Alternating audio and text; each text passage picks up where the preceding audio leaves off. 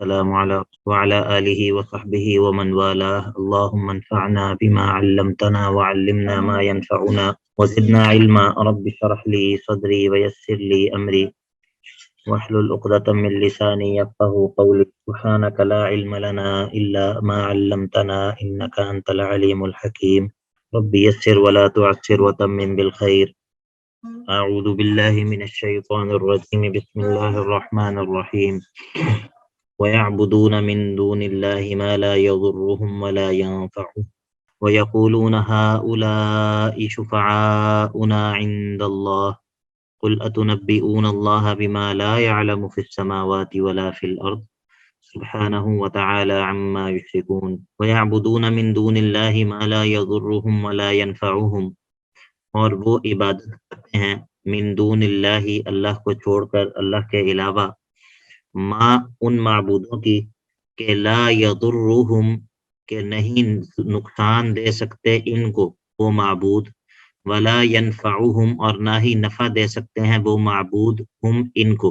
ویقولون اور یہ کہتے ہیں کہ ہؤلائی یہ ہمارے معبود، شفعاؤنا ہمارے سفارشی ہیں، عند اللہ اللہ کی. تو قل اے نبی آپ ان سے کہہ دیجئے کہ اتنبئون اللہ کیا تم اللہ کو خبر دیتے ہو ایسی چیز کی، بما ایسی چیز کی کہ جو چیز لا یعلم اللہ نہیں جانتا، فی السماوات آسمانوں میں، ولا فی الارض اور نہ ہی زمین میں. سبحانہ اللہ تو پاک ہے تمہارے شرک سے، وتعالی اور بلند ہے اس چیز سے کہ اس کے ساتھ اس سے کوئی زبردستی کسی کو چھڑوا سکے. تو سبحانہ اللہ پاک ہے، وتعالی اور بلند ہے، عما یشرکون ان تمام چیزوں سے، جو اس تمام شرک سے جو تم کرتے ہو. اللہ تعالیٰ تمہارے ہر طرح کے شرک سے پاک ہے. اس آیت کے بارے میں کچھ پہلے ہو گئی تھی، اور ہم نے یہ کہا تھا کہ اس آیت کے اندر جو ہے وہ شفاعت قہری کے اوپر رد بھی ہے، اور اسی طرح شرک کی عبادت کے اوپر بھی رد ہے. وَيَعْبُدُونَ مِن دُونِ اللَّهِ مَا لَا يَضُرُّهُمْ وَلَا يَنفَعُهُمْ، اس میں شرک کی عبادت کے اوپر رد ہے. اللہ تعالیٰ کے علاوہ اور لوگوں کی عبادت کرنا اور مخلوقات کی عبادت کرنا جو نفع اور نقصان کے مالک نہیں ہے. اور وَيَقُولُونَ هَؤُلَاءِ شُفَعَاؤُنَا عِندَ اللَّهِ اور قُلْ أَتُنَبِّئُونَ اللَّهَ بِمَا لَا يَعْلَمُ فِي السَّمَاوَاتِ وَلَا فِي الْأَرْضِ، اس پورے جملے کے اندر ان کے شفاعت قہری کے عقیدے کا، اور اس کے بعد قُلْ أَتُنَبِّئُونَ اللَّهَ سے ان کے اس بات عقیدے کا رد ہے. وَمَا كَانَ النَّاسُ إِلَّا أُمَّةً وَاحِدَةً فَاخْتَلَفُوا، اور یہ جو شرک لوگوں کے اندر پیدا ہوا ہے یہ بعد میں پیدا ہوا ہے. اس آیت کے اندر اس چیز کا تذکرہ ہے کہ یہ جو شرک جو ہے وہ لوگوں کے اندر پیدا ہوا ہے یہ بعد میں پیدا ہوا ہے. اصل میں اس سے پہلے لوگ توحید کے اوپر ہی تھے، اصل میں لوگ فطرت پر اور توحید پر تھے. پھر آہستہ آہستہ شرک میں مبتلا ہوئے تو پھر اللہ تعالیٰ نے انبیاء کو بھیجا، انہوں نے آ کے اپنی قوموں کو جو ہے وہ دوبارہ سے فطرت کی طرف، اللہ تعالیٰ کی توحید کی طرف دعوت دی. تو وما کان الناس اور نہیں تھے لوگ، الا مگر کیا تھے، امۃ واحدہ ایک ہی امت تھے، توحید پر قائم تھے. یہ تمام لوگ نہیں تھے مگر ایک ہی امت تھے. اختلفوا بس پھر انہوں نے اختلاف کیا، یعنی کہ پہلے اتحاد کے بعد اختلاف آیا. ایسا نہیں ہے کہ اختلاف پہلے سے موجود تھا، پہلے توحید کے اوپر سارے لوگ کاربند تھے تو اتفاق اور اتحاد تھا. اس کے بعد جب آہستہ آہستہ نسلیں گزرتی گئیں اور شرک جو ہے وہ پیدا ہوا تو پھر جو ہے یہ اختلاف شروع ہو گیا. تو پھر اس اختلاف کی وجہ سے اور شرک لینے کی وجہ سے ان کو تباہ و برباد نہیں کیا گیا، ان پر عذاب کیوں نہیں آیا؟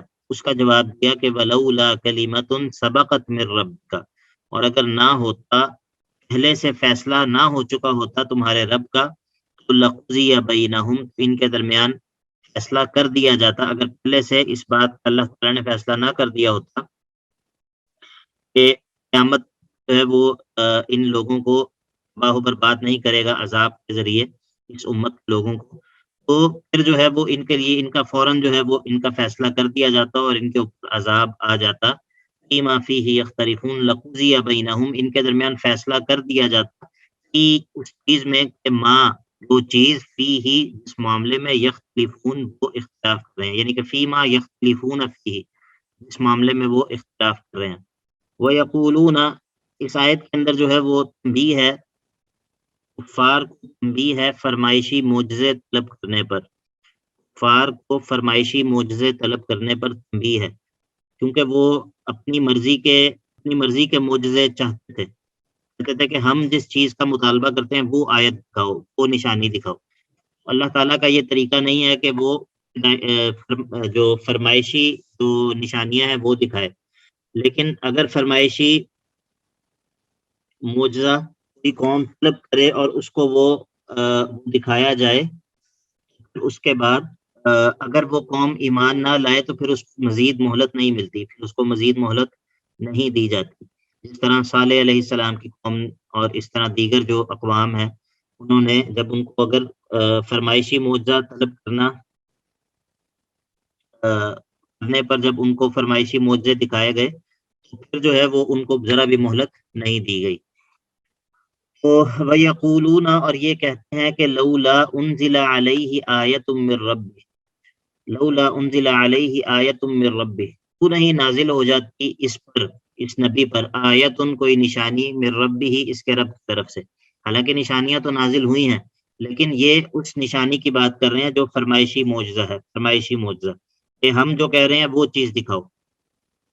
تو اے نبی صلی اللہ علیہ وسلم، آپ ان کو کہہ دیجئے کہ انما الغیب للہ، بے شک غیب تو صرف اللہ ہی کے اختیار میں ہے، غیب کے بارے میں تو صرف اللہ ہی جانتا ہے، اور میں نہیں جانتا کہ تم جس معجزے کا مطالبہ کر رہے ہو یہ معجزہ مجھے عطا کیا جائے گا یا نہیں عطا کیا جائے گا، کیونکہ یہ غیب کا معاملہ ہے، اور غیب کا معاملہ تو صرف اللہ ہی کے پاس ہے، اللہ ہی کے اختیار میں ہے۔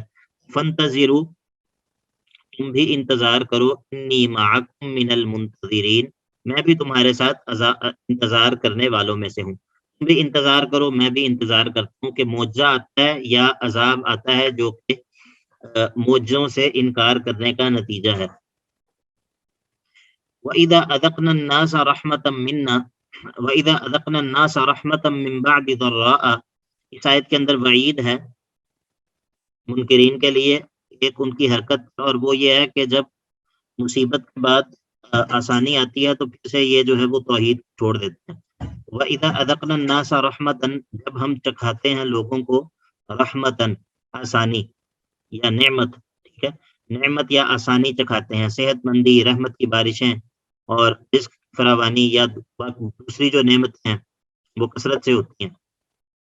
من بعد ضراء مستہم، ایسی تکلیف کے بعد جو کہ ان کو پہنچی ہوتی ہے، ایسی تکلیف کے بعد جو کہ ان کو پہنچی ہوتی ہے، کہ قحط سالی یا امراض وغیرہ ساری چیزیں اس کے اندر شامل ہیں، جب مشکل دور ہو جاتی ہے اور آسانی اللہ تعالیٰ جو ہے وہ پہنچا دیتے ہیں، تو اذا لہم مکر فی آیاتنا، وہ فوراً سے مکر کرنے لگتے ہیں، چالیں چلنے لگتے ہیں ہماری آیات کے بارے میں، ہماری نشانیوں کے بارے میں، ہماری آیات کے بارے میں چالیں چلنے لگتے ہیں، ہماری آیات کے خلاف، اللہ تعالیٰ کے دین کے خلاف جو ہے وہ تدبیریں اور چالیں کرنے لگ جاتے ہیں۔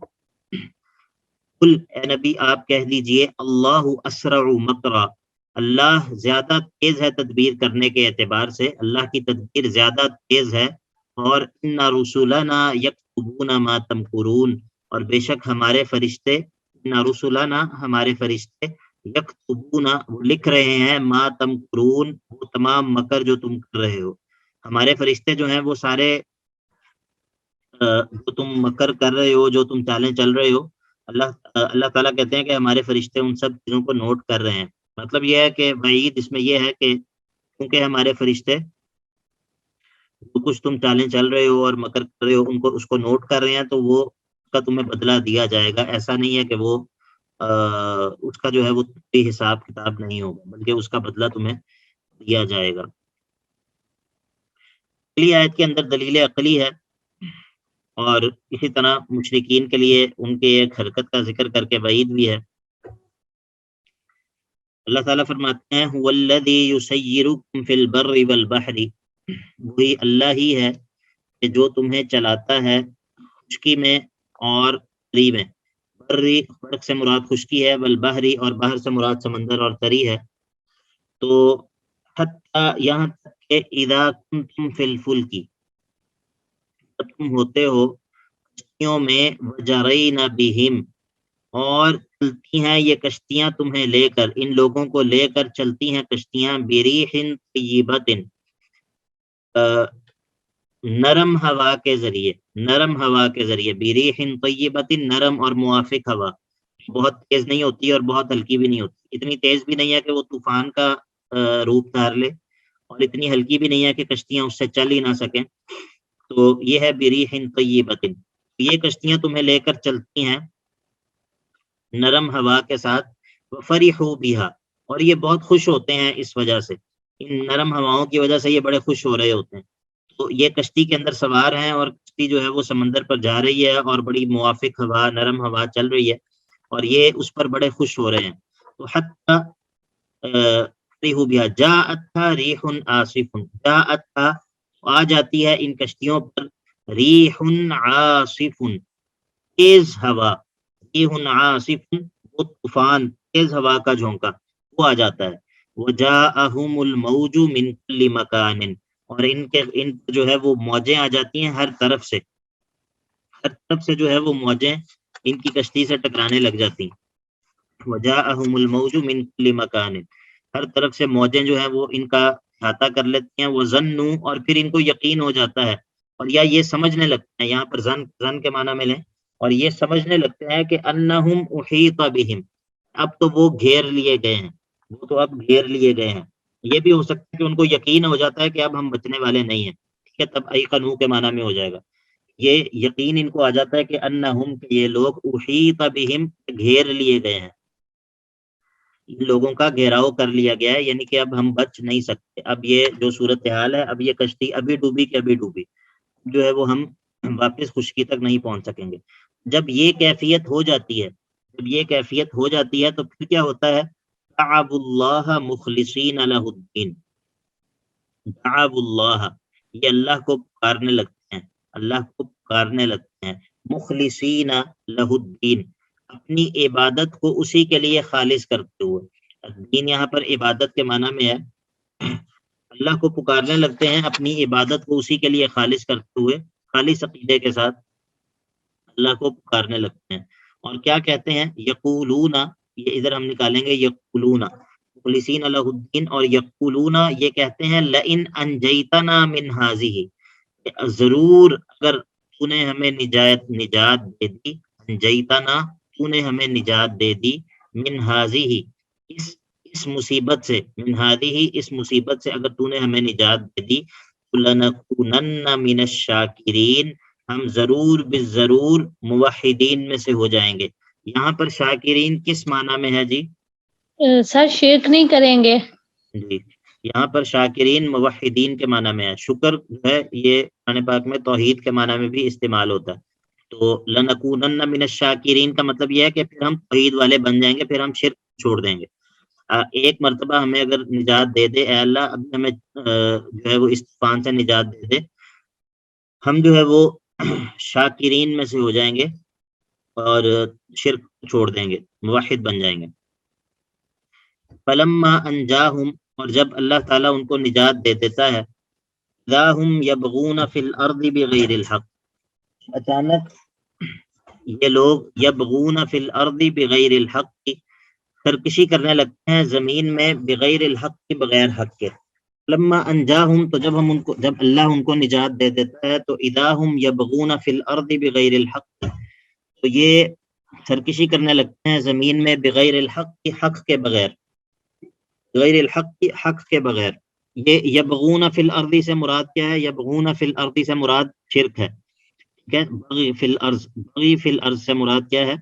شرک ہے. تو جب پہلے یہ اللہ تعالیٰ سے وعدہ کر رہے تھے کہ اگر ہمیں نجات دے دے تو ہم موحدین میں سے ہو جائیں گے، شرک چھوڑ دیں گے، اور اس وقت جو ہے وہ دعوا اللہ مخلصین لہ الدین، اپنی عبادت کو اکیلے اللہ کے لیے مخلص کرتے ہوئے اکیلے اللہ کو پکار رہے تھے. اور اب جب اللہ تعالیٰ جو ہے وہ نجات دے دیتا ہے تو پھر کیا کرتے ہیں؟ اذا ہم یبغون فی الارض بغیر الحق، پھر بغیر حق کے جو ہے وہ زمین میں سرکشی شروع کر دیتے ہیں اور فساد شروع کر دیتے ہیں. تو یا ایھا الناس، اے لوگو، انما بغیکم علی انفسکم، یہ تمہاری سرکشی تمہارے اپنے ہی لیے وبال جان ہے، تمہاری اپنے ہی خلاف ہے، تمہارے اپنے لیے ہی وبال جان ہے. اور انما بغیکم علی انفسکم، تو متعوا متاع الحیات الدنیا، متعوا متاع الحیات الدنیا، اس سے پہلے ہم نے کیا نکالا؟ متعوا، تم فائدہ اٹھا لو، متاع الحیات الدنیا، دنیا کی زندگی کے مزے کا، دنیا کے زندگی کے جو مزے ہیں ان سے فائدہ اٹھا لو. ثم الینا مرجعکم. اچھا جی، اذاہم کا معنی ترجمہ کس طرح ہوا ہے؟ تو اذاہم کا ترجمہ، اچھا ٹھیک آ رہی ہے، چلیں الحمدللہ. اچھا سارم بھائی، یہ اذا ہوتا ہے، اس کو ہم کہتے ہیں اذا فجائیہ. اذا فجائیہ یہ ہوتا ہے اچانک کے معنی میں، اچانک کے معنی میں، ٹھیک ہے. اکثر یہ اسم پر ہی داخل ہوتا ہے. تو یہ ہوتا ہے جیسے خرجت فاذا السبع واقف، میں نکلا تو بس اچانک درندہ کھڑا تھا. ٹھیک ہے، تو یہ اس کے اندر اچانک کا معنی ہوتا ہے، فوراً کا معنی ہوتا ہے، فوراً یا اچانک کا معنی. اس کو ہم کہتے ہیں اذا فجائیہ. ٹھیک ہے، فجاعتیہ یا فجائیہ بھی کہتے ہیں اس کو. تو اس لیے ہم نے اس کا معنی کیا کہ فلما انجاہم اذا ہم یبغون فی الارض، جب اللہ ان کو نجات دیتا تھا تو اذا ہم یبغون فی الارض، فوراً ہی کیا کرتے ہیں؟ یبغون فی الارض بغیر الحق، زمین میں سرکشی کرنے لگتے ہیں. ٹھیک ہے، یا ایھا الناس انما بغیکم علی انفسکم. عالم بھائی سمجھ آ گئی آپ کو؟ جی استاد جی، آگے آگے. ٹھیک ہے. تو یا ایھا الناس انما بغیکم علی انفسکم. اچھا یہ ہے کہ بغیر الحق، یبغون فی الارض بغیر الحق، زمین میں فساد کرنا یا زمین میں طاقت آزمائی کرنا، زور آزمائی کرنا بغیر حق کے. کیا کوئی طاقت آزمائی یا کوئی زور آزمائی جو ہے وہ حق کے ساتھ بھی ہو سکتی ہے زمین میں؟ سوال سمجھ آیا جی؟ پہلے یہ بتائیں کہ سوال سمجھ آیا کہ نہیں؟ جی استاد جی، آ گیا. یہ سوال سب کو سمجھ آ گیا؟ سر ایک دفعہ دوبارہ بول دیں. جی میں نے یہ کہا ہے کہ یہاں پر ہے کہ فلما انجاہم اذا ہم یبغون فی الارض بغیر الحق، اچانک وہ زمین میں سرکشی شروع کرتے ہیں بغیر حق کے، یا زمین میں جو ہے وہ زور آزمائی شروع کرتے ہیں بغیر حق کے. کیا کوئی زور آزمائی جو ہے وہ حق کے ساتھ بھی ہو سکتی ہے؟ جی سر. جی وہ کون سی ہے؟ جیسے سر اس کا مطلب ہے کہ وہ کرتے ہیں جس کا انہیں جواز نہیں بنتا، لیکن دوسری طرف مسلمانوں کا جب وہ نافرمانی کرتے ہیں، شرک کرتے ہیں، تو مسلمانوں کا جواز بنتا ہے کہ وہ ان کے ساتھ جہاد کریں. ہاں تو وہ شاباش، حق کے ساتھ ان کے بارک اللہ ساتھ فیکم، جہاد کرتے بارک ہیں. اللہ فیکم. تو اگر مسلمان جو ہیں وہ کافروں پر غلبہ حاصل کریں اور جہاد کے ذریعے ان کے مال وغیرہ قبضے میں لے لیں اور تقسیم کریں، تو وہ جو ہے وہ بغیر الحق نہیں ہے، بلکہ وہ بالحق ہے. ٹھیک ہے، تو ایک تو اس کی توجہ یہ ہے، اور دوسری توجہ یہ بھی ہو سکتی ہے، بعض دفعہ یہ بات تھوڑی سمجھنے والی ہے، وہ یہ ہے کہ بعض دفعہ کوئی قید جو ذکر ہوتی ہے کلام کے اندر، قید سے مراد ہوتی ہے کوئی، یعنی کہ جس کو ہم کہتے ہیں کوئی شرط جو کلام کے اندر ایڈ ہوتی ہے، تو وہ اس کو ہم کہتے ہیں قید اتفاقی، قید اتفاقی یا قید اتفاقی کہتے ہیں اسے. اور اس کے مقابلے میں جو دوسری چیز ہوتی ہے، دوسری جو شرط ہوتی ہے جس کے ذریعے کلام کو محدود کرنا مقصود ہوتا ہے، اس کو ہم کہتے ہیں قید احترازی. ٹھیک ہے، یہ دو استعمال ہوتی ہیں، میں لکھ دیتا ہوں، قید اتفاقی اور قید احترازی. ٹھیک ہے، جو قید اتفاقی ہوتی ہے نا، وہ سے کسی چیز کو نکالنا مقصود نہیں ہوتا کلام سے، صرف اتفاقاً چونکہ دو چیزیں اکٹھی ہوتی ہیں تو اس کا تذکرہ کر دیا جاتا ہے. جیسے مثال کے طور پہ قرآن پاک میں آتا ہے کہ لا تأکلوا الربا اضعافا مضاعفہ، دگنا تگنا کر کے جو ہے وہ سود مت کھایا کرو. ٹھیک ہے، دگنا تگنا کر کے، زیادہ زیادہ بڑھا کے سود مت کھایا کرو. کیا اس کا مطلب ہے کہ دگنا تگنا کیے بغیر سود کھانا جائز ہے؟ نہیں، کیونکہ عموماً اس کو بڑھا چڑھا کے کھایا جاتا ہے، تو اسی لیے ساتھ اضعاف مضاعفہ کا ذکر کر دیا. ٹھیک ہے، اسی طرح جس طرح اس میں ہے کہ وربائب نسائکم اللاتی فی حجورکم من نسائکم، اور وہ تمہاری بیٹیاں جو بیویوں کی بیٹیاں ہوں جو تمہاری گود میں ہوں. ٹھیک ہے، تو وہاں پر کہا کہ فی حجورکم، فی حجورکم تمہاری گود میں ہو، تو یہ بھی قید اتفاقی ہے، قید اتفاقی ہے، ضروری نہیں کہ اگر گود میں نہیں ہے تو حکم تبدیل ہو جائے گا، ٹھیک ہے. تو یہ قید اتفاقی کا مطلب یہ ہوتا ہے کہ اس سے جو ہے وہ کیونکہ عمومی طور پہ معاملہ ایسا ہوتا ہے تو اس شرط کو ذکر کر دیا گیا، لیکن قید احترازی جو ہوتی ہے اس سے کلام کو تھوڑا سا لمیٹائز کرنا مقصد ہوتا ہے اور اس کے ذریعے کسی چیز کو کلام سے نکالا جا رہا ہوتا ہے.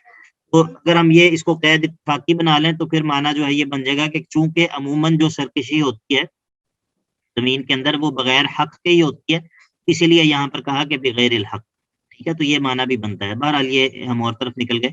تو یا ایھا الناس انما بغیکم علی انفسکم، اے لوگو یہ تمہاری سرکشی کسی اور پر تم ظلم نہیں کر رہے بلکہ یہ تمہارے اپنے ہی خلاف ہے، تمہارے اپنے لیے ہی وبال جان بنے گی. ایک تو ہم نے متاع الحیات دنیا کے بارے میں بتایا کہ اس سے پہلے تمتعو نکال لیں، متاع الحیات دنیا، ٹھیک ہے. تو اس سے کیا بنے گا، یہ مفعول مطلق بن جائے گا، مفعول مطلق. تم فائدہ اٹھا لو فائدہ دنیا کی زندگی کا، متعو متاع الحیات دنیا، تو مفعول مطلق بن جائے گا اور وہ منصوب ہوتا ہے. پھر یہ ہمیں پتہ چل جائے گا کہ یہ منصوب کیوں ہے، تو یہ مفعول مطلق ہونے کی وجہ سے منصوب ہے. دوسرا طریقہ یہ ہو سکتا ہے کہ ہم اس سے پہلے فی نکال لیں کہ یا ایھا الناس انما بغیکم علی انفسکم فی متاع الحیات الدنیا، لیکن چونکہ فی کو ختم کر دیا لفظوں سے تو اس لیے اس کے اوپر نصب آ گئی. تو اس کو ہم کہتے ہیں منصوب بنزع الخافض، منصوب بنزع یہ خافض کہتے ہیں وہ جو کہ جر دینے والی ہوتے ہیں نا، حروف جارہ جو ہوتے ہیں ان کو کہتے ہیں خافض، خفض دینے والے، جر دینے والے. تو اگر کسی لفظ سے پہلے حرف جر موجود ہو اور اس حرف جر کو ختم کر دیں تو جو اس کے بعد والا لفظ ہوتا ہے اس کے اوپر جو ہے وہ نصب آ جاتی ہے، تو اس کو ہم کیا کہتے ہیں، منصوب بنزع الخافض. تو یہ بھی ہو سکتا ہے معنی کہ یا ایھا الناس انما بغیکم علی انفسکم فی متاع الحیات الدنیا، یہ دنیا کے مزوں کی خاطر تمہارا اپنی جان کے اوپر تمہاری سرکشی کرنا ہے، ٹھیک ہے. تو دونوں معنی درست ہیں، دونوں طرح سے ترجمہ بنتا ہے. ثم الینا مرجعکم، جب تم یہ کر لو گے تو پھر الینا مرجعکم ہماری طرف تمہارا لوٹنا ہے، فننبئکم اور ہم تمہیں پھر خبر دیں گے کہ بما کنتم تعملون جو کچھ بھی تم کرتے رہے ہو اس کے بارے میں تمہیں خبر ہم دے دیں گے. اب اس آیت کے اندر جب متاع الحیات الدنیا اس کا تذکرہ کیا، اب اگلی آیت کے اندر دنیا کے فنا کا، دنیاوی متاع کے فنا ہو جانے کا تذکرہ ہے، ٹھیک ہے.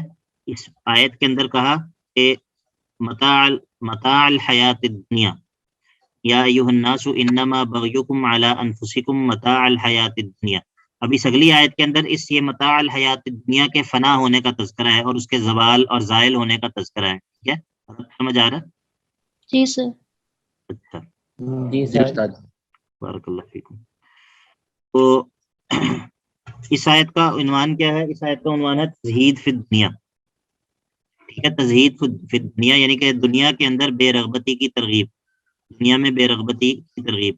انما مثل الحیات الدنیا، بے شک دنیا کی زندگی کی مثال تو کچھ اور نہیں ہے، صرف یہ ہے، دنیا کی زندگی کی مثال تو صرف یہ ہے کماء انزلناہ من السماء، اس پانی کی طرح ہے کہ جس کو ہم نے آسمان سے نازل کیا ہو. کماء انزلناہ من السماء، وہ پانی کہ جس کو ہم نے آسمان سے نازل کیا ہو. فاختلط به نبات الارض، اس آیت کا ذرا ترجمہ توجہ سے سن لیں. فاختلط به نبات الارض، اس کے ذریعے خوب گنجان ہو گئے. فاختلط به کا ویسے تو مطلب ہوتا ہے دو چیزوں کا آپس میں مل جانا، لیکن نبات الارض جو زمین کے نباتات ہیں معنی یہ ہے کہ وہ خوب گھنے ہو کر اگ گئے، ٹھیک ہے. مطلب جب چیز گھنی ہوتی ہے تو اس کا مطلب ہوتا ہے کہ وہ ساری ایک دوسرے کے اندر داخل ہوئی ہوتی ہے. فاختلط به نبات الارض، ہم نے آسمان سے پانی برسایا. یہ دنیا کی زندگی کی مثال بیان ہو رہی ہے، ٹھیک ہے. تو آسمان سے پانی برستا ہے اور اس کے ذریعے جو زمین کی نباتات ہیں وہ خوب گنجان ہو کر، خوب گھنی ہو کر اگاتی ہیں. اور یہ جو نبات الارض ہیں مما یاکل الناس والانعام، اس میں سے ہیں کہ جو انسان بھی کھاتے ہیں اور چوپائے بھی کھاتے ہیں، انسان اور چوپائے کھاتے ہیں، یہ وہ نبات الارض ہیں. اب حتی اذا اخذت الارض زخرفها، اب یہاں تک کہ جب زمین اپنی خوب رونق پکڑ لیتی ہے، زمین جب اپنی رونق پکڑ لیتی ہے، اپنی رونق پوری اس کے جو ہے وہ عروج پر آ جاتی ہے، وہ زینت اور مزین ہو جاتی ہے. یہ زمین جو کہ پہلے ایسی نہیں تھی، اس پر پانی برسا، اس پر جو ہے وہ سبزہ اگایا، اور یہ خوب جو ہے وہ رونق ہو گئی اور خوب مزین ہو گئی. اور وظن اہلوہا، اور اس زمین کے مالک یہ سمجھ رہے ہوتے ہیں انہم قادرون علیہا، کہ وہ اس پر قدرت رکھتے ہیں، یعنی کہ اب وہ اس زمین پر قدرت رکھتے ہیں کہ اس سے فائدہ حاصل کریں گے. اگر فصل ہے تو فصل کاٹیں گے، اگر پھل ہے تو پھل اتاریں گے. ٹھیک ہے، تو وہ پوری طرح سمجھ رہے ہوتے ہیں کہ یہ بڑا زبردست اب جو ہے وہ ایک ہمارا باغ تیار ہو گیا، اور ہم اب اس کو کسی بھی وقت ہم اس کو کاٹ سکتے ہیں، اب کوئی رکاوٹ باقی نہیں ہے. لیکن اتاہا امرنا لیلن او نہارن، اور پھر اچانک آ جاتا ہے ہمارا حکم، ہمارا عذاب رات کے وقت یا دن کے وقت. فجعلناہا حصیدن، اور پھر ہم بنا دیتے ہیں اس باغ کو، اس زمین کو، حصیدن، کٹی ہوئی کھیتی کی طرح، کٹی ہوئی کھیتی کی طرح ملیا میٹ کر کے رکھ دیتے ہیں. الم تغنا بالامس، جس طرح کے پہلے کل یا اس سے پہلے جو ہے وہ یہ کبھی آباد تھی ہی نہیں، گویا کہ اس سے پہلے کبھی اس کے اوپر سبزہ آیا ہی نہیں تھا. ذالک نفصل الآیات لقوم یتفکرون، اسی طرح ہم اپنی آیات کو، اپنی نشانیوں کو تفصیل سے بیان کرتے ہیں اس قوم کے لیے جو کہ تفکر کرنے والی ہے. تو اس آیت کو ذرا غور کر لیں کہ انسان جو ہے وہ جس طرح دنیا کی زندگی ہے، دنیا کی زندگی کس طرح ہے، انسان جو ہے وہ پیدا ہوتا ہے، اور ما ان انزلناہ من السماء فاختلط به نبات الارض، جس طرح آسمان سے نازل ہونے والے پانی کے ذریعے جو کھیتیاں ہیں وہ بڑی گنجان ہو کر، بڑی گھنی ہو کر اگاتی ہیں، اسی طرح اللہ تعالیٰ کے نازل کیے ہوئے رزق کے ذریعے اور جو زمین سے اگتا ہے رزق، ان ساری چیزوں کے ذریعے انسان جو ہے وہ پیدا ہوتا ہے، پھر اس کی پرورش ہوتی ہے، بڑا ہوتا ہے یہاں تک کہ پورا وہ جوان بن جاتا ہے، اور بڑی اس کے اندر انرجی ہوتی ہے، بڑی اس کے اندر طاقت ہوتی ہے. فاختلط به نبات الارض مما یاکل الناس والانعام، تو جس طرح یہ نبات الارض جو ہے یہ لوگوں کے کام آتی ہے، لوگ اس سے کھاتے ہیں، چوپائے کھاتے ہیں، اس طرح یہ انسان بھی بڑے کام کا ہوتا ہے. یہ انسان یعنی کہ یہ انسان جو ہے پوری اپنی طاقت کے اندر ہوتا ہے اور لوگوں کے لیے فائدے کا باعث ہوتا ہے. حتی اذا اخذت الارض زخرفها وزینت وظن اہلها انہم قادرون علیہا، پھر جب جس طرح یہ زمین پوری طرح اپنے شباب پر اور جوبن پر آ جاتی ہے، کھیتی جو ہے وہ تیار ہو جاتی ہے اور پوری طرح مزین ہو جاتی ہے، اور لوگ یہ سمجھ رہے ہوتے ہیں اس کے مالک کہ اب یہ ہم پوری طرح اس پر قادر ہیں. تو اسی طرح انسان کی زندگی میں بھی یعنی کہ وہ پوری طرح جب جوانی کے اوج پر اور شباب کے جو ہے وہ پیک پر آ جاتا ہے، تو پوری طرح وہ یہ سمجھ رہا ہوتا ہے کہ ابھی تو یعنی کہ یہ ابھی تو بڑی زندگی پڑی ہے، اور ابھی تو میرے اندر طاقت بھی ہے، اور ابھی تو میرے اندر بڑی زیادہ انرجی بھی ہے، اور یہ ساری چیزیں ہوتی ہیں. لیکن ہوتا کیا ہے کہ اتاہا امرنا لیلن او نہارن، موت جو ہے وہ کسی بھی وقت اس کو اچک لیتی ہے، اور وہ جو کہ بڑا یعنی کہ بڑا صحت مند جسم اور بڑا زبردست قوت اور جسم اور طاقت، وہ ساری چیزیں اس طرح ہو جاتی ہیں کہ گویا کہ اس کے اندر جان تھی ہی نہیں. جعلناها حصیدا کأن لم تغن بالامس كذلك نفصل الآیات لقوم یتفکرون. تو یہ انسان کی زندگی کی جو اس کی غیر یقینی پن ہے، اس کے اندر غیر یقینی پن ہے کہ ایک لمحے کے لیے بھی انسان کو اس بات کی خبر نہیں ہے کہ میں جو ہے وہ اگلے لمحے میرا کیا انجام ہو سکتا ہے، اگلے لمحے میرے ساتھ کیا ہو سکتا ہے. یہ اس کی طرف اشارہ ہے. اور اس آیت کا عنوان کیا ہے؟ تزہید فی الدنیا، تزہید دنیا. اور یہ جو تزہید فی الدنیا ہے یہ ان عناوین میں سے ہے جو کہ قرآن پاک کے اندر بہت زیادہ کثرت سے استعمال ہوتے ہیں. اگر قرآن پاک کے جو مضامین ہیں ان کو 4 یا 5 اس میں سے خلاصہ کیا جائے کہ قرآن پاک کے اندر بیان ہونے والے 4 یا 5 مضامین کون سے ہیں، ان میں سے ایک مضمون یہ ہوگا کہ ترغیب فی الآخرہ و تزہید فی الدنیا، آخرت کی طرف ترغیب دلانا اور آخرت کا شوق دلانا اور آخرت کی طرف تشویق پیدا کرنا، دلوں کے اندر آخرت شوق پیدا کرنا، اور دنیا سے بے رغبتی دل کے اندر پیدا کرنا. ٹھیک ہے، تو قرآن مجید کے بڑے اہم موضوعات میں سے اور بڑے اہم عناوین میں سے یہ عنوان ہے تزہید دنیا اور ترغیب الآخرہ. جگہ جگہ بہت زیادہ ہے یہ مضمون قرآن پاک میں بہت زیادہ بیان ہوا ہے اور مختلف طرح سے بیان ہوا ہے. تو یہ اس آیت کے اندر جو ہے یہی تزہید فی دنیا ہے. جی اکمل بھائی. سر یہاں سے ہم یہ بھی سمجھ سکتے ہیں کہ جب انسان جوان ہوتا ہے اور اللہ اگر اس کو کچھ نعمتیں عطا کرتا ہے تو پیسہ عطا کرتا ہے, کچھ اس طرح کی چیزیں عطا کرتا ہے, نعمتیں, تو وہ پھر ان کا غلط استعمال جب کرتا ہے اور سمجھتا ہے کہ بس میں کچھ بھی کر سکتا ہوں, تو پھر اللہ کی طرف سے کچھ ایسا ہوتا ہے کہ وہ نعمتیں چھین لی جاتی ہیں. بالکل اس کی مثال ایسے بھی ہو سکتی ہے.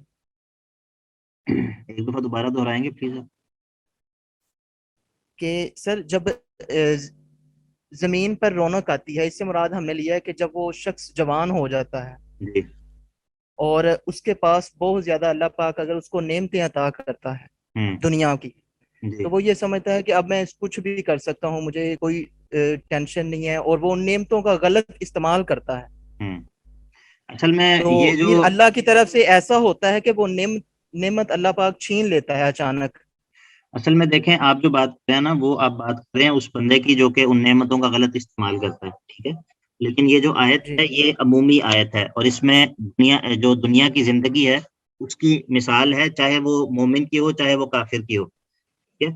تو جو ریلائبل نہ ہونا, زندگی کا ریلائبل نہ ہونا اور غیر یقینی پن اس کے اندر ہونا, یہ اسی طرح مسلمان کی زندگی میں بھی ہے جس طرح کافر کی اور منافق کی اور فاسق و فاجر شخص کی زندگی میں ہے. ایسا ہے نا, یا جی مومن بالکل. شخص جو ہے اس کی زندگی کا کوئی اس کی کوئی گارنٹی اور اس کا کوئی ہے وہ اس کا اعتبار ہے؟ نہیں, ایسا نہیں ہے. تو اسی لیے یہ جو آیت ہے یہ کسی خاص طرح کے انسان کے لیے نہیں ہے بلکہ عمومی طور پہ انسانی زندگی کی مثال ہی یہ ہے, دنیا کی زندگی کی مثال ہے, ٹھیک ہے. تو اگر ہم وہ معنی کریں گے نا تو اس سے پھر یہ صرف اس بندے کے ساتھ خاص ہو جائے گی جو بندہ ان نعمتوں کا غلط استعمال کرتا ہے, ٹھیک ہے. ایسا نہیں ہے, یہ اگر کوئی نعمتوں کا غلط استعمال کرتا ہے تو اس کا بھی یہی معاملہ ہے, اگر کوئی نعمتوں کا درست استعمال کرتا ہے تو اس کا بھی یہی معاملہ ہے کہ اس کی زندگی جو ہے وہ اسی طرح اس کا کوئی اعتبار اور بھروسہ نہیں ہے, ٹھیک ہے. تو اب اصل چیز میرے خیال میں ایک خاص توکل کو بڑا اس میں فورس کیا گیا کہ وہ آپ کا اللہ پاک کی ذات پہ ہی ہونا چاہیے. کسی نعمت کو پا کے یہ بھی نہ محسوس کریں کہ مجھ پہ بڑا کچھ آ گیا اور میں بہت کچھ ہو گیا ہوں. آپ کو یہ احساس ہونا چاہیے کہ جیسے میری موت کبھی بھی مجھے آ سکتی ہے, اسی طرح اگر اللہ نے کوئی نعمتیں عطا کی ہیں تو وہ بھی مجھ سے کبھی بھی چھینی جا سکتی. ایسا تو ہے, یہ تو ہے, اس میں تو کوئی شک نہیں ہے. تو جو عنوان میں نے آپ کو بتایا نا اس کے اندر یہ دونوں چیزیں موجود ہیں. تزہید فی دنیا مطلب یہ ہے کہ دنیا میں بے رغبتی, دنیا سے بے رغبت کرنا انسان کو, انسان کا دل جو ہے وہ آخرت کے ساتھ معلق کرنا, انسان کے دل کو آخرت کے ساتھ معلق کرنا, یہ ان آیات کا مقصد ہے, ٹھیک ہے.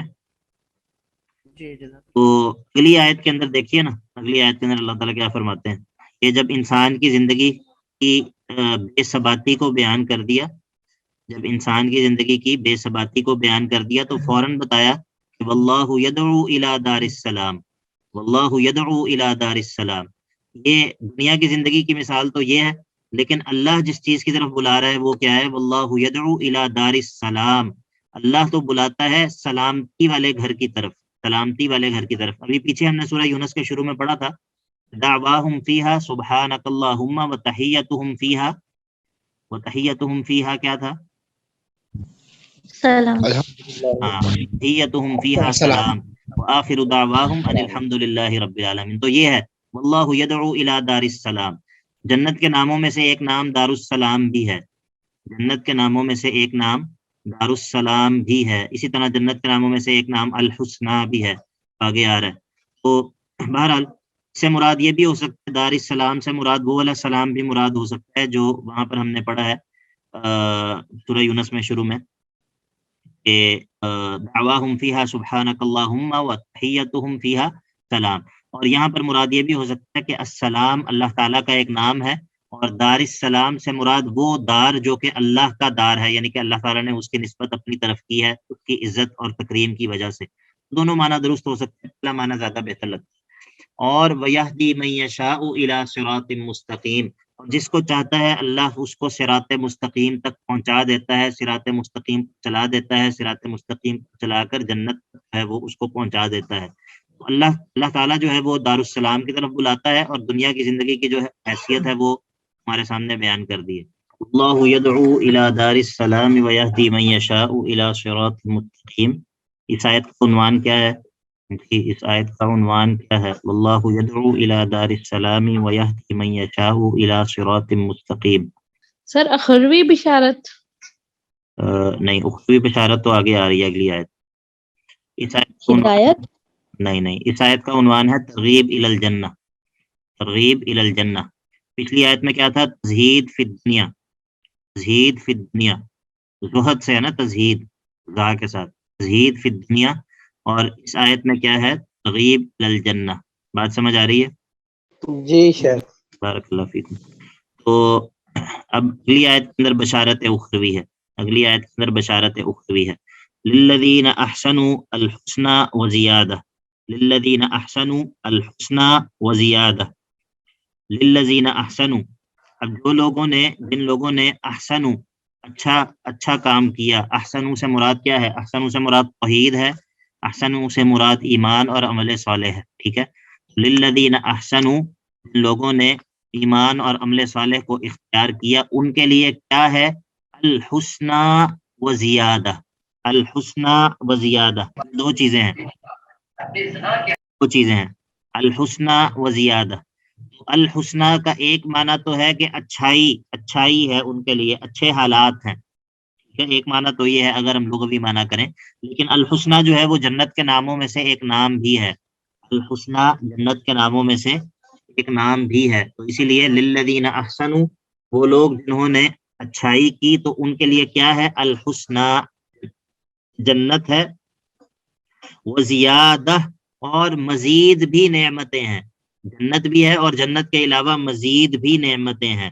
اور یہ جو زیادہ ہے، للذین احسنوا الحسنى وزیادہ، یہ کیا ہے؟ یہ اللہ تعالیٰ کا دیدار ہے، ٹھیک ہے، یہ اللہ تعالیٰ کا دیدار ہے، اللہ تعالیٰ کی رؤیت ہے جو کہ جنت والوں کو حاصل ہوگی۔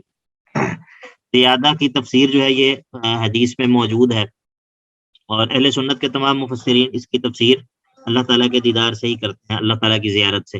تو جن لوگوں نے اچھائی کی ان کے لیے الحسنى ہے، وزیادہ ہے، اور ولا يرهق وجوههم قتر ولا ذلہ، اور نہیں ڈھانپے گی ان کے چہروں کو سیاہی اور نہ ہی ذلت، ان کے چہروں پر نہ ہی سیاہی چھائے گی، نہ ہی ان کے چہروں پر ذلت چھائے گی۔ اولئک اصحاب الجنۃ هم فیہا خالدون، یہ ہیں جنت والے لوگ جو کہ ہمیشہ جنت میں ہی رہیں گے، ہمیشہ جنت میں رہیں گے۔ تو دو چیزوں کا تذکرہ کیا ہے ان کے لیے، للذین احسنوا، ان کے لیے جو لوگ احسان کریں گے، جو لوگ اچھے اعمال کریں گے، ان کے لیے دو نعمتوں کا تذکرہ کیا ہے، ایک ہے الحسنى اور ایک ہے زیادہ، ٹھیک ہے۔ تو یہ سوال آ سکتا ہے کہ زیادہ سے کیا مراد ہے، اور اسی طرح وہ جو پیچھے ہم نے آیت پڑھی ہے انما مثل الحیات الدنیا والی آیت، اس کے اندر سے بھی سوالات آ سکتے ہیں، ٹھیک ہے۔ تو اس کے اندر تو سورہ توبہ والا کوئز کر لیا آپ لوگوں نے؟ جی شیخ۔ رہتا ہے۔ جی سر، ابھی جی رہتا ہے سر۔ شاید۔ ہاں، تو آج 11 بجے تک ٹائم ہے، آج اس کو آپ لوگ کر لیں، اور جن لوگوں نے کیا ہے وہ بتائیں کہ کیسا تھا، مشکل تو نہیں تھا زیادہ؟ شیخ بہت ہی زیادہ آسان بنایا ہوا تھا آپ نے۔ اچھا، یہ کون کہہ رہا ہے بھائی؟ ذرا میں سر دیکھوں، تھوڑا سا یہ کنفیوژن تھا بہت اس کا۔ ہی زیادہ آسان والے میں صاحب کون ہے؟ زریاب بھائی؟ میں ہوں سر، تھوڑا سارے میں جی، اور اس بارے میں اور کوئی قول ہے علماء کرام کا ٹیسٹ کے بارے میں؟ کسی کو مشکل بھی لگا یا نہیں؟ آپ اس لیے پوچھتے ہیں کہ جو آسان کہیں پھر آپ ذرا زیادہ مشکل بنائیں؟ نہیں، بس میں ویسے ہی دیکھنا چاہ رہا ہوں کہ مشکل تھا سر تھوڑا۔ بہت مشکل تھا، بہت مشکل تھا، چلے ٹھیک، چلے پاس تو ہو گیا نا؟ سے کیا نہیں ہے۔ چلے میں شیخ پچھلے میں فیل ہو گیا ہو گئے یار، جی، جو یہ جو سورۃ انفال کا پیپر تھا۔ جی سورہ انفال والے میں، جی، اس میں فیل ہو گیا تھا۔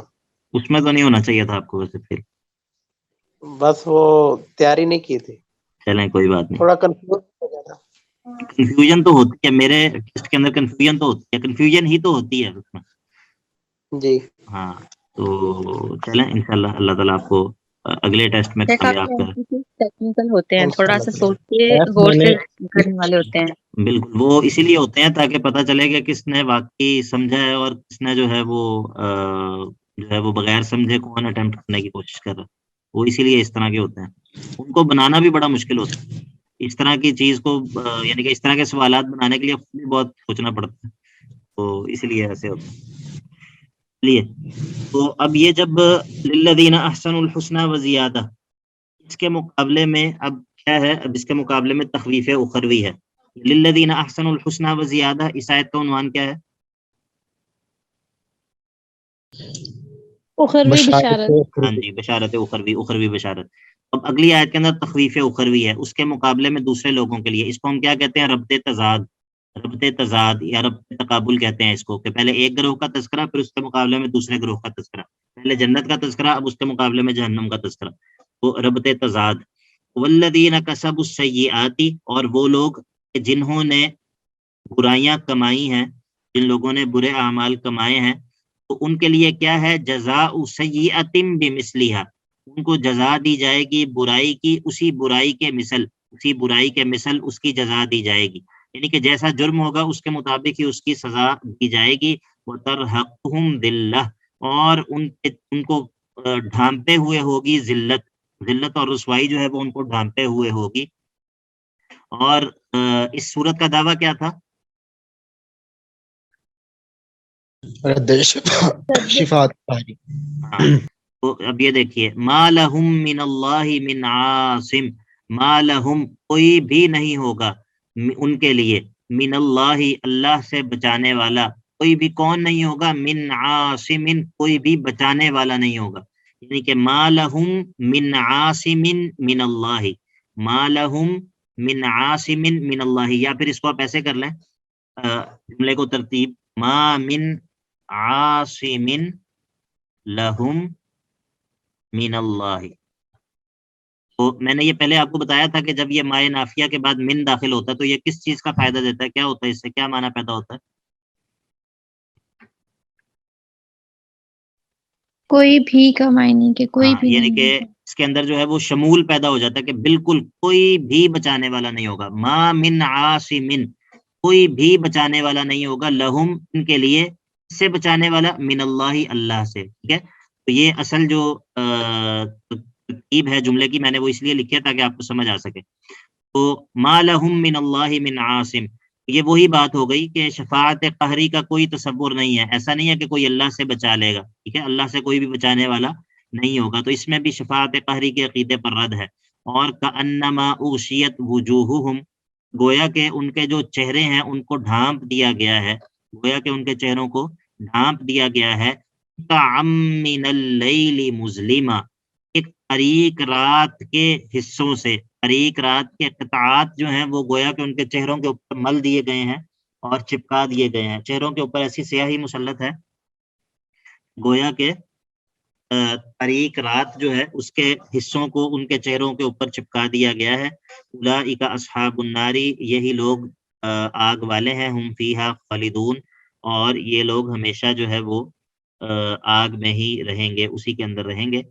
तो अगली क्लास के अंदर इंशाल्लाह ये वाला बाब खत्म हो जाएगा, दूसरा बाब जो 30 नंबर आयत है, और फिर उसके बाद इंशाल्लाह आगे से हम शुरू करेंगे। आज के हवाले से कोई सवाल हैं तो पूछें। शेख मैं एक बात कहना चाहूंगा कि ये ऑब्जेक्टिव के साथ साथ सब्जेक्टिव भी रख लिया करें। इरफान भाई, अच्छी है आपकी बात, अच्छी है, लेकिन असल में ये जो ऑब्जेक्टिव पेपर होता है ना, इसके अंदर ये होता है कि टेस्ट बनाना तो पड़ता है लेकिन चेक नहीं करना पड़ता। ठीक है, वो एलएमएस खुद ही चेक जी कर लेता। तो अभी टेस्ट बनाना जो है वो बाज दफ़ा वो लेट हो जाता है, टाइम नहीं मिलता और इस तरह होता है। अगर वो सब्जेक्टिव भी होगा फिर उसको चेक करना पड़ेगा, तो वो कौन करेगा? जी तो ऑब्जेक्टिव टाइप के अंदर ज़रा आसानी हो जाती है, तो ये ये वजह होता है। है ना कि यानी कि मुख्तलिफ आयात की अगर आप हमें ट्रांसलेशन वगैरह दें तो वो भी लिखें तो वो हमें पता आगे चले ना इंशाल्लाह क्या है जब कि प्रेजेंटेशन वगैरह और प्रोजेक्ट्स जब आगे आएंगे तो उसके अंदर ये कुछ होगा इंशाल्लाह। ठीक है, ठीक है, जज़ाकल्लाह। आयत नंबर 21 का تھوڑا سا ایکسپلین کرتے ہیں. جی ایک سیکنڈ، صرف 1 منٹ رکیے گا. جی السلام علیکم ورحمۃ اللہ. جی کون سی آیت کا ہے؟ شیخ آیت نمبر 21. اچھا 21. وَإِذَا أَذَقْنَا النَّاسَ رَحْمَةً من بعد ضراء مستهم اذا لهم مكر في آياتنا قل الله اسرع مكرا ان رسلنا يكتبون ما تمكرون. واذا اذقنا الناس رحمتا، اور جب ہم چکھاتے ہیں، اذقنا کہتے ہیں، ہم ذائقہ کہتے ہیں لفظ اردو میں ذائقہ. جی شیخ مجھے اس کی سمجھ ہے. مجھے ایک جو چیز کنفیوز کر رہی ہے وہ یہ ہے کہ رحمت تو اس کے لیے ہے جو تکلیف جسے ملی تھی، لیکن جو یہ جو چال چلنے والے لوگ ہیں یہ چال بھی یہی لوگ چلتے ہیں یا یہ انہی لوگوں کی بات ہو رہی ہے. یہ کسی اور کے بارے میں ہے؟ نہیں وہی لوگ ہیں، چال کوئی اور چل یہ جو وہی لوگ ہیں. جی یہ وہی لوگ ہیں جو یعنی جس کو راحت ملتی ہے پھر وہ راحت میں آنے کے بعد پھر چال چلنا شروع ہو جاتے ہیں. یہ چیز یوں ہے. جی اسی طرح ہے کہ اللہ تعالیٰ ان لوگوں کی حالت بیان کر رہے ہیں کہ جو مشقت میں ہوتے ہیں، مصیبت میں ہوتے ہیں، تو اللہ تعالیٰ کو پکارتے ہیں، ٹھیک ہے، اور کہتے ہیں کہ اگر ہمارے اوپر آسانی آ جائے تو ہم جو ہے وہ ان چیزوں کو چھوڑ دیں گے. اصل میں یہ جو مشرکین مکہ تھے یہ بھی ایسے کرتے تھے نا، کہ ان کے اوپر بھی اللہ کے نبی علیہ الصلوۃ والسلام نے دعا کی تھی، ان پر بھی قحط آیا تھا، تو یہ بھی کہتے تھے کہ آپ دعا کریں ہمارے لیے، اگر اللہ تعالیٰ ہمارے قحط کو دور کر دے تو ہم جو ہے وہ ایمان لے آئیں گے. لیکن جب اللہ تعالیٰ نے دور کر دیا تو یہ دوبارہ سے اپنی اسی پرانی ڈگر کے اوپر جو ہے وہ چل پڑے. تو یہ ایسے لوگوں کی بات ہے.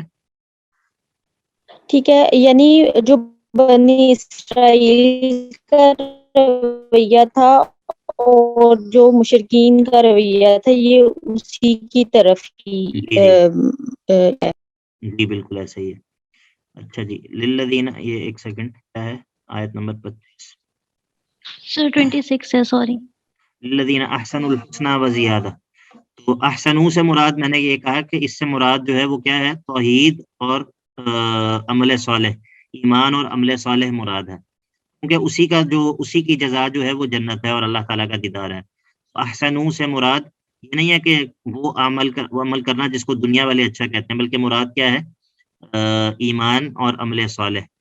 ٹھیک ہے، احسنو سے مراد ایمان اور عمل صالح ہے. مکر کا معنی دھوکہ بھی ہوتا ہے. جی مکر کا معنی دھوکہ بھی ہوتا ہے، چال چلنا بھی ہوتا ہے. سر مشرکین کون سی اسپیسیفک نشانی دیکھنا چاہ رہے تھے؟ یہ قرآن پاک میں مختلف جگہوں پہ تذکرہ ہوا ہے، مختلف طرح کے وہ مطالبات کرتے تھے. ٹھیک ہے، بھی کہتے تھے کہ آسمان سے کوئی سیڑھی اترنی چاہیے، اور کبھی اس طرح کی باتیں کرتے تھے. ٹھیک ہے جی. اور اور آیت نمبر 25 میں ہم نے پڑھا کہ وہ جسے چاہتا ہے سیدھا رستہ دکھاتا ہے اللہ پاک ہے. تو اگر یہ سوال کیا جائے کہ اللہ پاک سیدھا رستہ کسے دکھاتا ہے؟ اچھا سوال ہے، لیکن اس کا ٹائم نہیں ہے ابھی. ٹھیک ہے، انشاءاللہ کسی اور موقع پہ یا کسی وقت آیات کے ضمن میں یہ بات انشاءاللہ آئے گی تو ہم کر لیں گے. ٹھیک ہے جی. یہ میرا خیال ہے سر جو جستجو رکھتا ہے، ہاں آپ کا خیال ٹھیک ہے راستے کافی کے آنے کی طرف. بالکل بالکل ٹھیک ہے. جی آپ بھی پوچھیے، آپ نے یہ ہاتھ ایک کھڑا ہوا ہے، آمنہ ظفر. السلام علیکم. جی سر میرا سوال یہ عائشہ متحدث سے متعلق ہے کہ جب اس نے ایک طرف تو بشارت دے دیا تو ساتھ میں یہ کیوں کہا گیا کہ ان کے چہروں پر سیاہی نہیں ہوگی اور ذلت نہیں ہوگی؟ یہ اس کے مقابلے میں جن لوگوں کا تذکرہ ہو رہا ہے نا، جب اس گروہ کا تذکرہ ہوا ہے جن کا آیت نمبر 27 میں، ان کے بارے میں یہ بات کہی ہے کہ ان کے چہروں کے اوپر سیاہی اور ذلت طاری ہوگی. اس کے مقابلے میں ان کا تذکرہ ہے کہ ان کے چہرے ایسے نہیں ہوں گے، ان کے چہرے ایسے نہیں ہوں گے. ٹھیک ہے، جب اللہ تعالیٰ کا دیدار ہونا ہے، اللہ تعالیٰ کی زیارت ہونی ہے، تو وہ ایسے چہروں کے ساتھ تو نہیں ہوگی کہ جن کے اوپر ذلت ہوگی، مسلط ہوگی. اگر وہ سورہ جو قیامہ ہے، سورہ قیامہ، اس کے اندر کیا ہے، وجوہ یومئذ ناظرہ الی ربها ناظرہ، کہ وہ چہرے جو کہ اس دن تر و تازہ ہوں گے اور اپنے رب کی طرف دیکھ رہے ہوں گے. ٹھیک ہے، تو جب رب جو ہے وہ خوبصورت ہے تو پھر اس کو دیکھنے والے چہرے بھی خوبصورت ہوں گے. یہاں پر یہ مراد ہے کہ جس طرح دوسرا جو گروہ ہے اس کے چہروں کے اوپر ذلت اور رسوائی طاری ہوگی، یہ ایمان والوں کے چہرے ایسے نہیں ہوں گے. چلیے جی، بارک اللہ فیکم، السلام علیکم ورحمۃ اللہ وبرکاتہ۔